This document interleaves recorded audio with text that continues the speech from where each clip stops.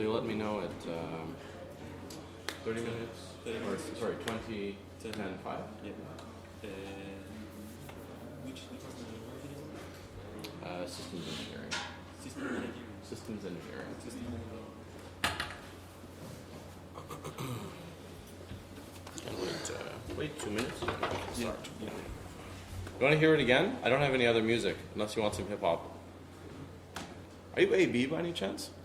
Hey, man! I've never met this guy in real life, but he's like the most nicest guy on the internet. If you haven't met him. This is the most nice. No, it's not true.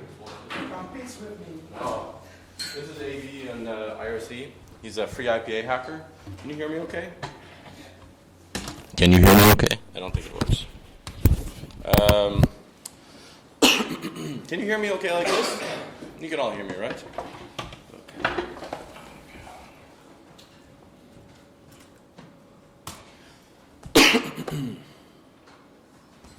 Is this for me?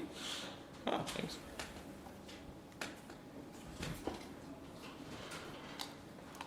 So we can start whenever you want it.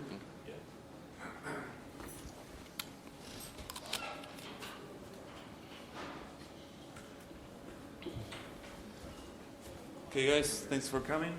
Our next guest has been a sysadmin network architect, and he's been working for. He's now a puppet hacker, Puppet-Master. He's been working for Red Hat for 90%. Not quite a year. Okay. Yeah.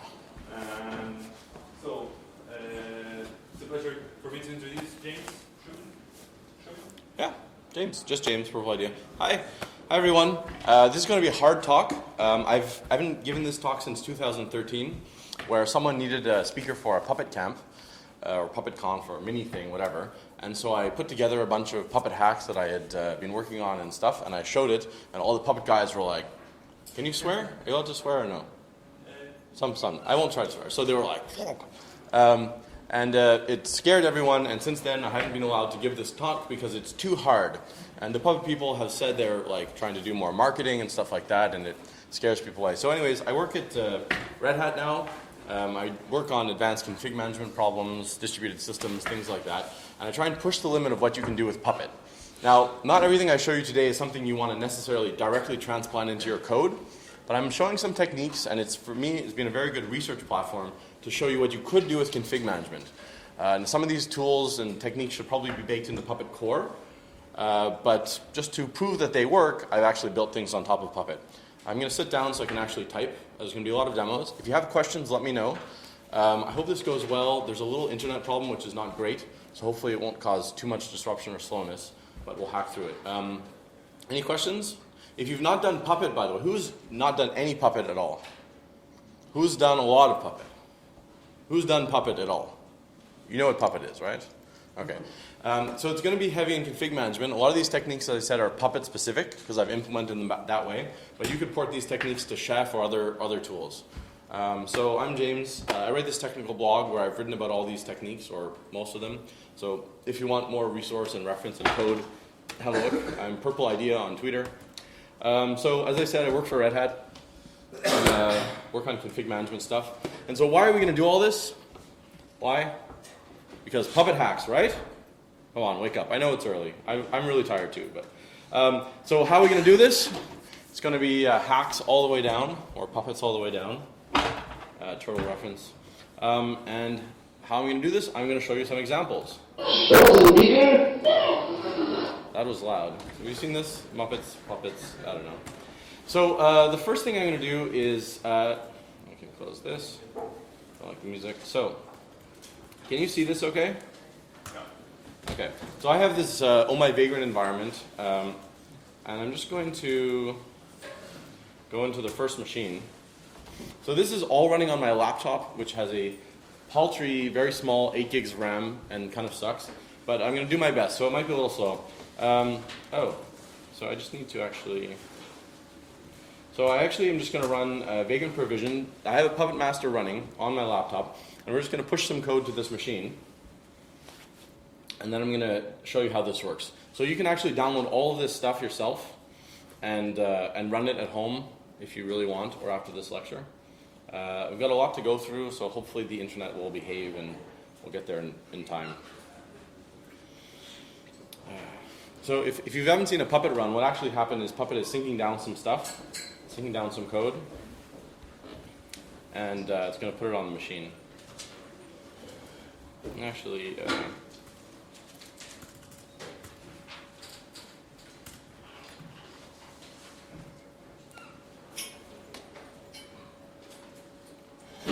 so, all right. I'll do this one in the background. So I have here a little Puppet thing, and I'm going to actually just run this Fibonacci. I've actually written a Fibonacci series in Puppet. And what happens when you run it, so Fibonacci is a recursive function, and it builds on successive iterations of previous things. So what you actually see here is the code, and I'll show you, you can look at the code on your own. It actually goes through and solves for one value of the Fibonacci series. And if you run it again, it will actually take the first stored value and build onto that again. But to make this a little, and you actually need multiple Puppet runs. So it's storing it in a file, loading in that value, and if we look in /temp, you'll actually see that as I run this, more and more files are going to appear. All right, so I run another one. You can see the Puppet code running through. And right now, and one more file appears. And the values are actually here. So the Fibonacci function for 3 is, the answer is 2, and so on. But to make this a little easier, I have a little shell script. We'll actually just delete all the things in this folder. We'll actually just run this little shell script I have, and what it does is it just runs that little Puppet script over and over again until it converges on something that is finished. And so it's doing it right now. And just as an aside, if we run, I have a little Fibonacci program to prove to you that this probably makes sense.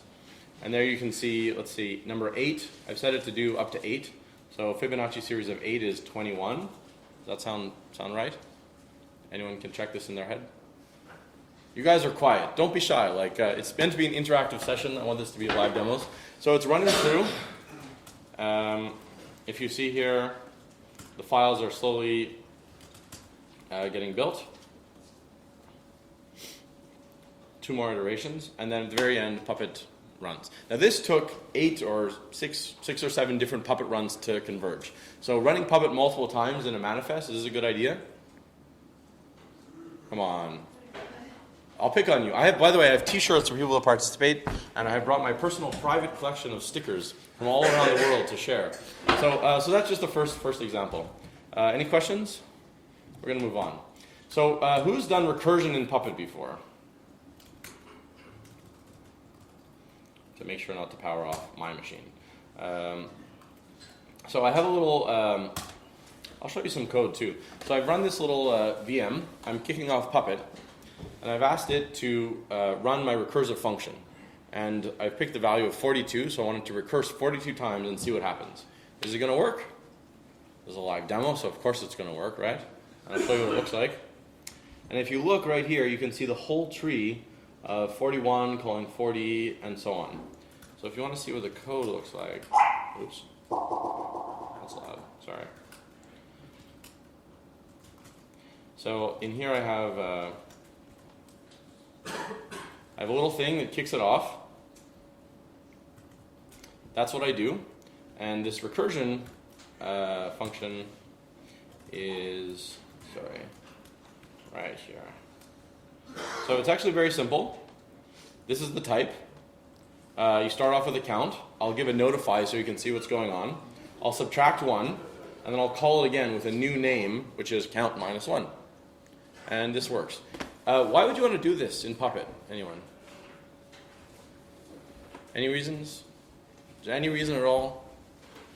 So actually, you probably never want to do this. This is not a very useful technique, but it is an example of iteration, because Puppet doesn't, until recently, have a native for loop or iteration operator. So there's lots of forms of iteration that you can do to write code without actually needing a for loop, and that's actually a feature of this declarative language. So this is one way you can do it. So that's what it looks like. So I have another machine, so I'm going to number 2. So the next is a technique called exec again. So, excuse me. When you are writing Puppet code, your Puppet code or whatever config management code should ideally run, and in one shot from a machine that you just provisioned that's brand new and clean, doesn't have anything on it, it should get fully installed, fully configured, and after one run, it should be perfect. Okay, so the second run you do, nothing should happen because it's idempotent. Have I lost anyone? Any questions? You're all very quiet. Don't be so quiet. Do I have to throw t-shirts into the audience? It's not like with the t-shirt cannon. But there's actually some situations when you need Puppet to run more than one time and it's not a bug in your code. It's usually a bug in your code, but there's some situations where it's not a bug in your code. Who can give me some example? Oh, you don't get to answer. You're too smart for this. You're no offense. You know this stuff and you've seen some of this stuff. But did you hear his answer? Yeah. Well, I was gonna say I have a situation where you're orchestrating things across multiple machines. Right. I play something on one machine and then I'm waiting for something to finish on another. Right. So multiple machines. This is the problem. You can come get a t-shirt if you want. Come after, grab one. The one objection that I have is that you use the word orchestration. So when we're talking about orchestration, orchestration typically means central orchestration. And one thing I want to point out is none of the techniques I'm using here at all have any central orchestration. It's all entirely distributed, entirely decentralized. And the advantage of something that's highly distributed and decentralized is, think of an advantage. What's it? No single point of failure, right? You might be able to scale it much, much further too. The disadvantage is you've got to write all these complex algorithms. But we can solve this problem, and code complexity probably gets easier too. So what I've actually done is if I'm building a multi-machine cluster in Puppet, what I actually can do is detect when there's more work to do because I'm waiting for someone else, and then it can run Puppet again on itself. All right? So I'm going to show you this. So I think this is 2. This is a little vagrant command I'm using called vscreen, vagrant screen. I'm going to talk about this in my other talk. So let's look at what's happening here. So this is my machine.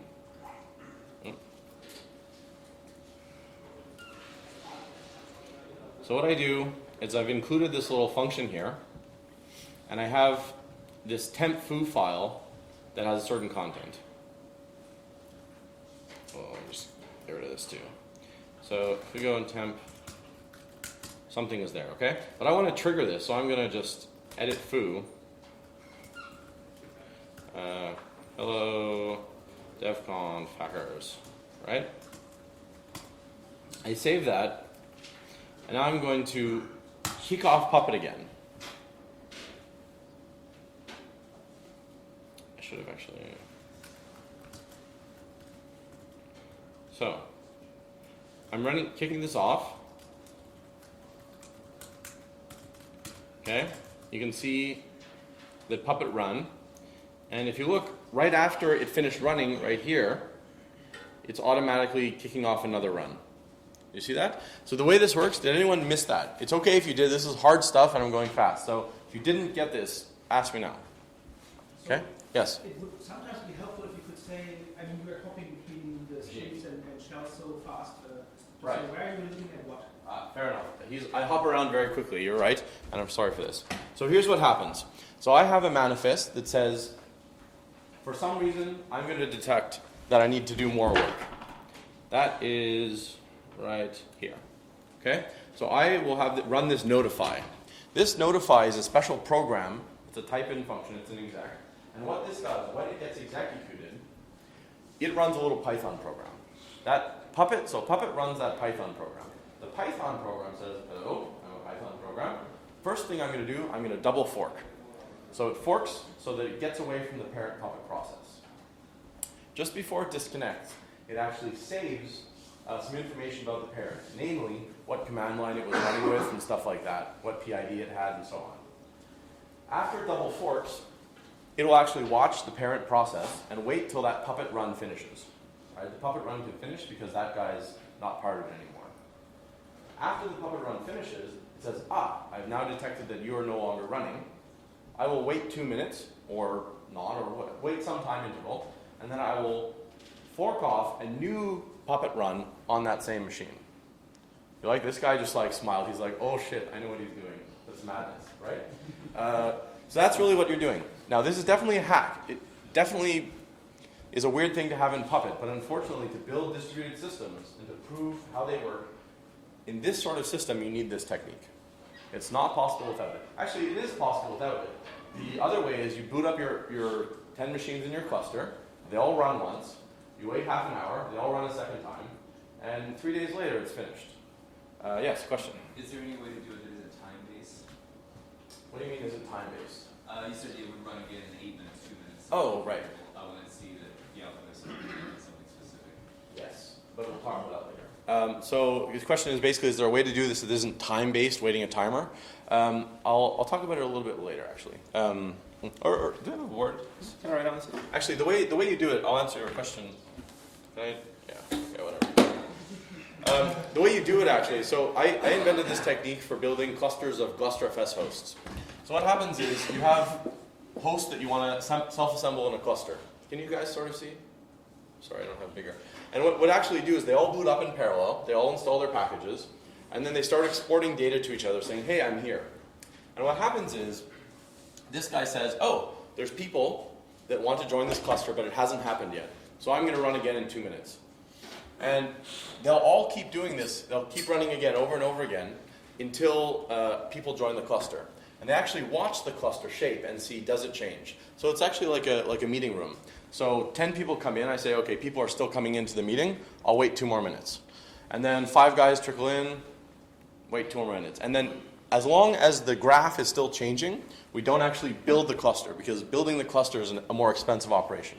And we keep doing that until, you know what, for the last 4 minutes, nobody has joined the cluster. I think now I'm going to build it. And exec again is the tool that gets you there. Now, after the cluster is built, you could still then later resize it at a later point. But it's more expensive to do that. So we want to wait a certain arbitrary amount of time that's reasonable and continue. Okay? Yes?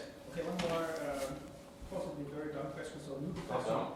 This mechanism is waiting for the original process to finish and then trigger a new one. This is on the host, so on the machine that runs the... Correct. So this this is all on a the single machine provision, thing. right? Right. So this is all a single machine thing. We're going to get into multi-machine later. No, I was mean, so Puppet isn't it always like you have a machine and you provision another machine with that? So. Right. Okay, so we have a Puppet Master. So the Puppet Master is always here and it's not doing anything interesting. So forget about that. For the code that we're actually running, it's running on a certain machine called, foo. And that machine says, I have more work to do. I'm going to exec this thing off, which will cause itself, to run again. Okay. So good question. So that's exec again. Just so it's very, very clear. So in, right? And every time it runs, I'm just writing to this file. So if we want to see it happen one more time, oops. So foo, it changed, right? Hello again. We put some message here. We're going to kick off a Puppet run. Okay? So we're kicking off a Puppet run. Puppet is running. And when it runs, it's going to write a date to this file. All right? We're watching the log on the left. So we see right here, it changed the file back. It wrote a date to the file. But Puppet now has kicked off another run by itself. And you'll see a second date was written. Okay? It's a little maybe tricky to follow because I am flipping around a bit, but if you sit and follow the code, I think it'll be quite easy for you. Okay. So that's exec again. So we have exec again. We have this Fibonacci series that we had to run manually. Let's do the whole thing together. Make sense? So I'm going to boot up machine 3.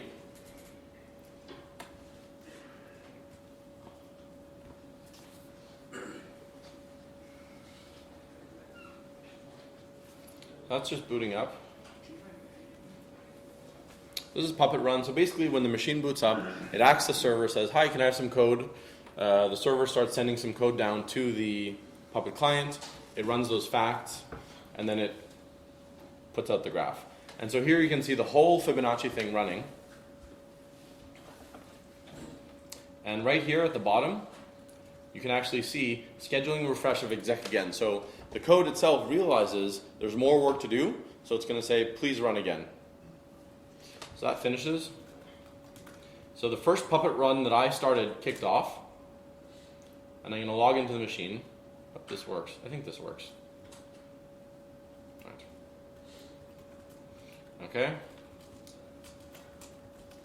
And I'm just going to log, follow the log, and you can actually see the Puppet is running by itself right here. If you want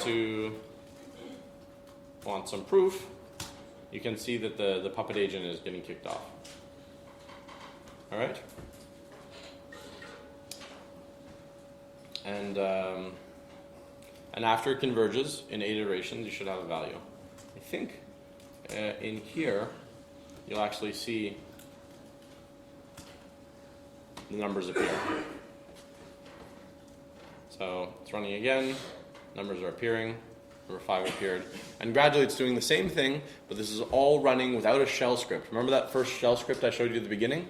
I'm not doing any of those hacks. This is all in the one machine. And what do I have here? I'm just going to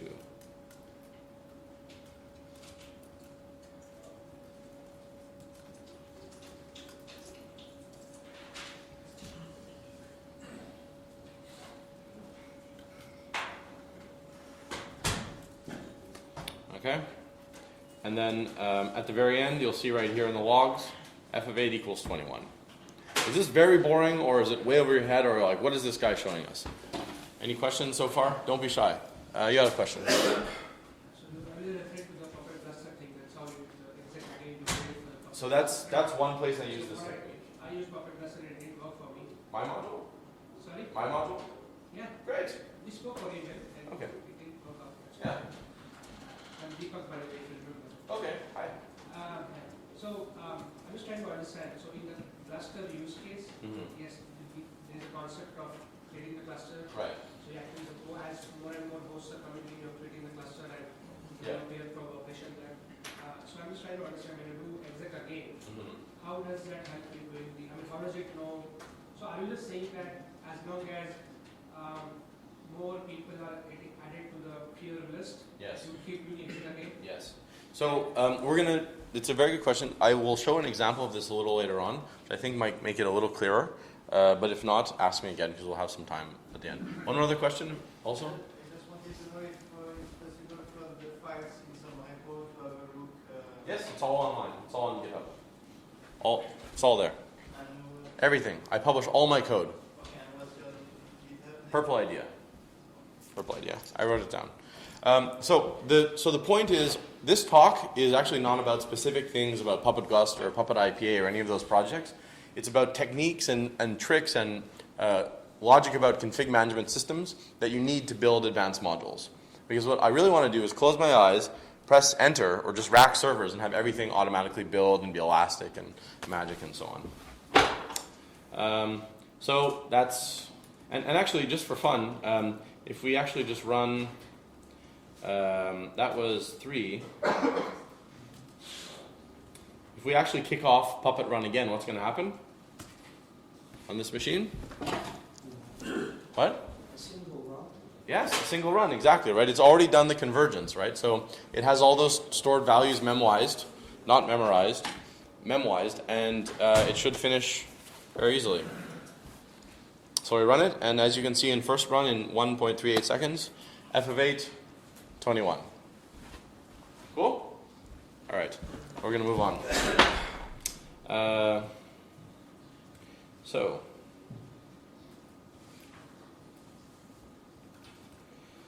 I'm going to kick off this new thing. So the next feature I have is a simple timer. I'm going to show you how this works. So we'll try and catch it quickly. So we're just booting up the Puppet machine again.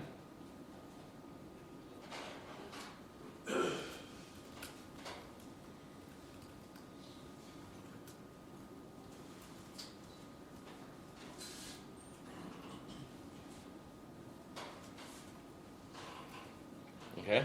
So I have this code that kicked off a little timer. And the timer, if I run it again,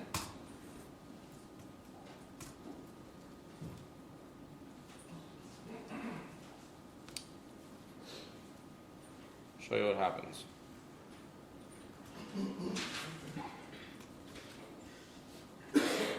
So this is my timer class.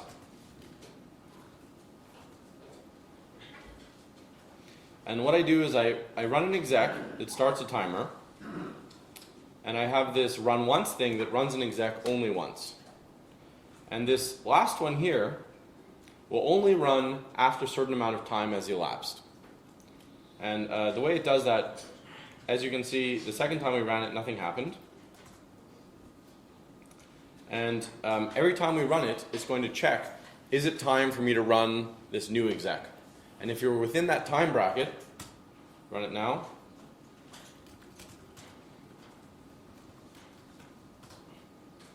So it ran the initial exec, it ran the next part. We'll run Puppet again. So this is me just running Puppet again manually to see if it's going to trigger, and nothing's happened.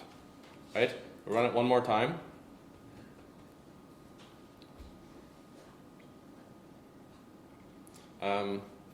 As an aside, why would a timer be useful, by the way? What can we use this for?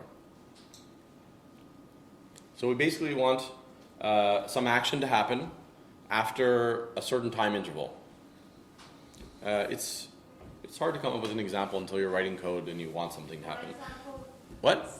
Yeah? For example, if this is some difficult task to run, Right. then you don't want to do it when someone else is doing something with scheduled end or something like Yeah, that. that could work. A difficult task is an interesting thing. I'll tell you why I actually first built this technique. I was building a Puppet module for DRBD. Has anyone ever heard of that? Maybe. It's a thing that lets you share a block device on two machines. So you build them up, and when you're first building your cluster, when it's synchronizing, you want the synchronization speed of the data to be really fast, because you want your cluster to be up and ready really fast. But after the cluster is built, you want the synchronization speed to be less, because you don't want to interfere, you don't want to take bandwidth away from the normal sync process of data.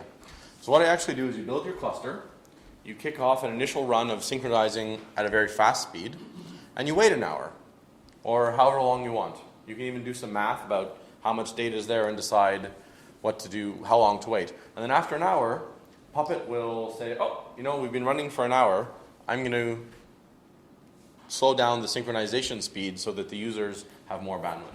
Does that make sense? And we'll just finally run it one more time because it's been a few minutes. So nothing has happened the last time except for a little message.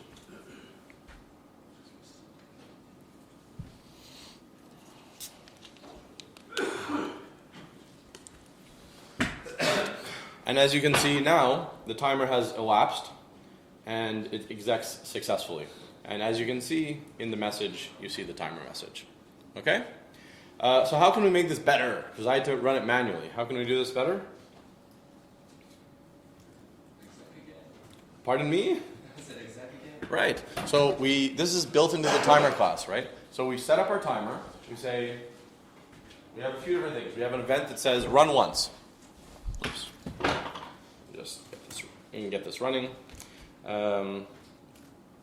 So we have an exec that says run once, and we have a timer that says I'm going to expire and write to the log again.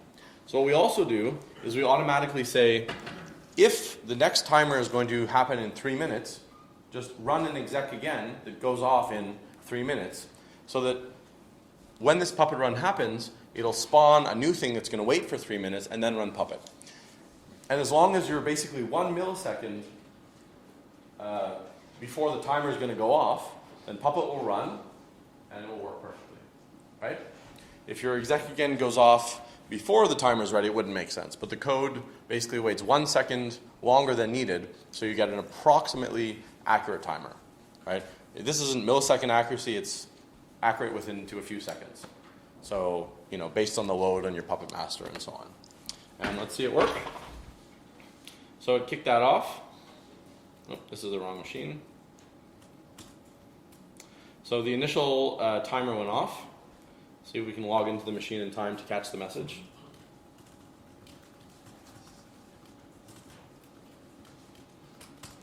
Okay, so that's running. And if you watch, if we actually grep for Python, you'll see right here that I have this Python process which is spinning in the background. It was called with a timeout of 90 seconds. And in 90 seconds, if we watch the Puppet log, is it boring watching logs all day?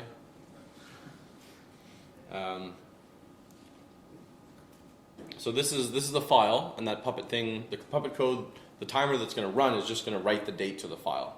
So I can prove to you that this is actually happening. 90 seconds is a long time, isn't it? I'll just boot up this other guy. Just trying to boot up the other machine.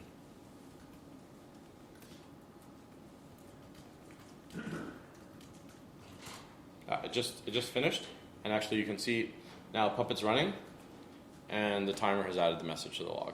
Okay, fully autonomous timer. You don't have to worry about it. Using it's actually quite simple. You just have you use these classes, and it looks a bit messy because they've got all this code in here. But if you look at it on your screen, I think you'll find it very easy to understand. And I have at least probably one blog post about this. Any questions about the timers? Question. The defined types that you use in your class, Yeah. they are in Puppet generally encoded. Correct. I've built all of these. Yeah. There's no built-in timers or anything. Can we see the definition of those defined types? Yes. Every bit of code I write is all open source. 100%. You can download it right now with your laptop. If you have Git on your phone, you can clone it right now. Actually, this internet's a little slow, but it's all there. Where we can find it? What? Where we can find it? Right here. On your GitHub. Yeah. Okay. If you look at my blog and the GitHub, you'll find articles and the code. Want to see this? LibreOffice has this thing that when you have a video slide, it puts your volume to max. So I showed you the fancy timers too, right? This is the next thing, a silent count. This is actually a very small, simple technique. It'll be a little relief for you maybe. So I'm going to. Is it this one that's next? Let's see the code. Oops. So here's the counter. All right. So I'm going to boot up this machine. I want you to tell me what happens in the Puppet run. So if you haven't looked at Puppet, don't worry about it. So this is Vagrant talking. It's contacting the Puppet server, which I have as a Vagrant VM. It's saying, can I talk to you? It says yes. It syncs over some facts.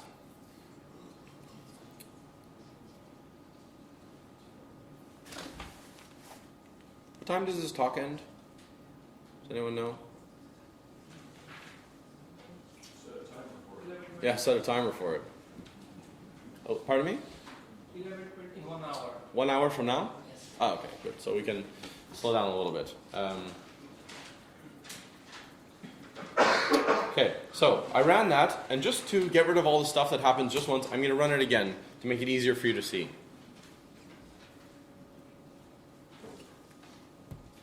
So it converged the first time, so you should probably see very little stuff actually happening.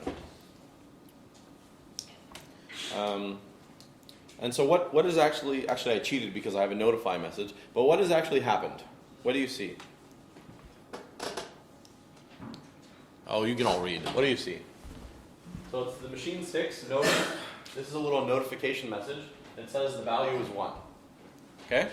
Notify does not run code. It only spits out a variable. So I'll run it again, see if you tell me what happens.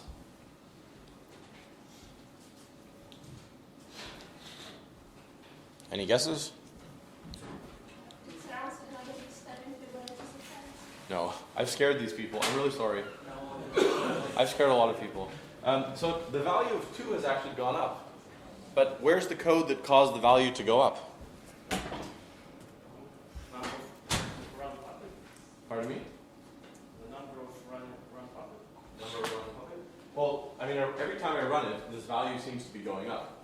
but for the value to go up, there has to be some code like the exec that is running to increment the value. And so where is that code running if it's not running here?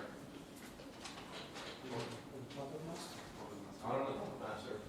Nice try. That would be, if I saw you do this code, I would fly to Finland and get mad at you. Pardon me? It's not stored configs. It's actually, it's kind of a dirty hack, but there's a reason I'm doing it. The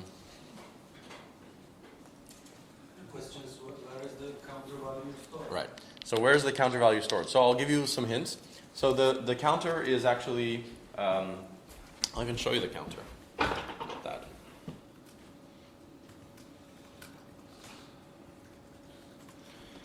So if we go, so the counter value is right here. And just to make it easier, if you run this little function here on that file, you'll see that it goes up. Now the question is, I'm making this increment, and actually the value that you're seeing is just a fact. So I have a fact, if we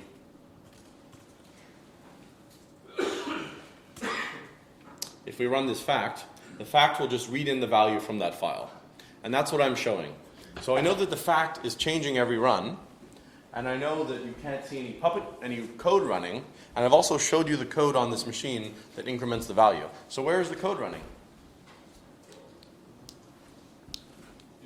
Invoking factor. No, it's not in fact. Well, if it was factor that's running it, and I run this, it should go up, right? So let's see if it goes up. Nope, so it's on factor. Nice try. There's another t-shirt prize. Yes. I think it was Factor? It's not factor. You have one? And it's actually, it's bad if it's factor, because you might run factor a few times yourself. So it's function. It's not a function.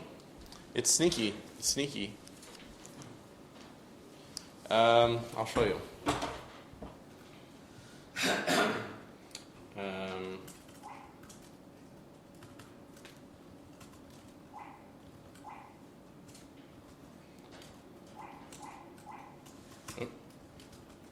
So, the code is actually right here. So I have an exec, which, if it fails, just echoes a message. But the actual increment is in the unless. So every time Puppet runs, it does a check, right? Is it okay to run this exec? Yes or no? And as long as this is working, it's never going to run the exec, so you'll never see any messages. But as a side effect, doing the check is actually causing a side effect to increment the counter. All right? So it's a little dirty trick. Like if you were to run this with Noop, with no op, it would actually increment the counter. So if you're depending on a counter that is monotonically increasing and doesn't skip or something like that, this would probably be a dangerous technique. But if you need a counter that always goes up every Puppet run per machine, this is how you do it. And you don't want to make noise, because every time you make noise, someone's going to get logs saying something has changed, so your machines won't look like they've converged. And this is bad for infrastructure. So that's why you want to have it silent. Any questions? You like this? Cool. There's all these techniques that need inventing. We need hackers to invent these techniques. All right. Yeah? Question? The question is, why does it do this? I see it. That is great. You got a t-shirt, sir. So repeat your question louder. So my question is, if this is something usable for multiple purposes, Yes. why those primitives don't exist? So, his question, if you can hear, is why don't these primitives exist in Puppet? Why aren't these built-in native things? The truth is, in my opinion, Puppet has stopped innovating. They have other problems. They have to worry about making money. They have to worry about basic parser things and language issues. They've got a lot of stuff to do in their product, and these aren't priorities for them. 80% of people are building very simple manifests, install a package, set up config file, and start a service. You're all experts at that already. I just explained you how to do it. It's easy. For the more advanced things is what I'm trying to work on. So I'd love for them to take some of these techniques and build them in Puppet Core, if that's possible. So unfortunately out of my hands. But it's a very good point. So if you like these techniques and if you think they can be useful for building distributed modules, then maybe we need a tool that does this natively. So I'm going to move on. So that's the counter. And that's how it works. So the next, where is that code? So that's the silent counter. The next thing is a finite state machine. Who knows what this word means? Because if you haven't done some CS classes or something, you don't count. You're not allowed. You know. And silent counter. Buy this guy some ice wine, please. So this is going to be answering your question. If at the end of this you still have your question, ask it again. So a finite state machine is just a bunch of circles with graphs, with edges to connect them all. And you might be able to move around this graph and do some stuff. Here's one. Here's a graph that you might look. This is just an enthalpy graph. So it just basically shows you that if you have something like water and it's in a solid, it's very common to me. I'm Canadian, so we call that ice. And if it goes towards a liquid, what do we call it? It's melting.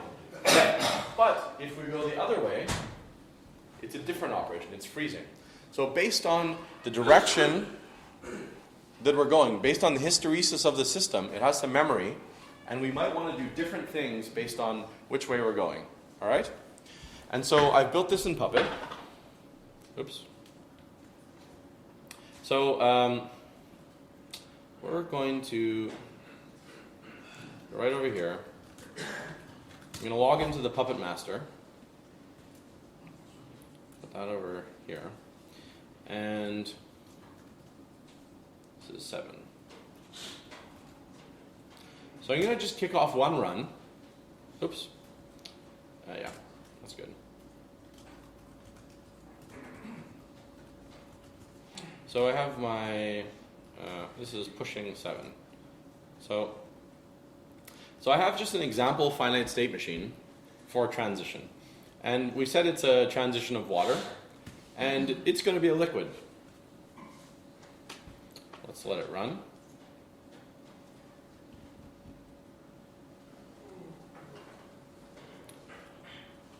I have just 2 examples left. I have this one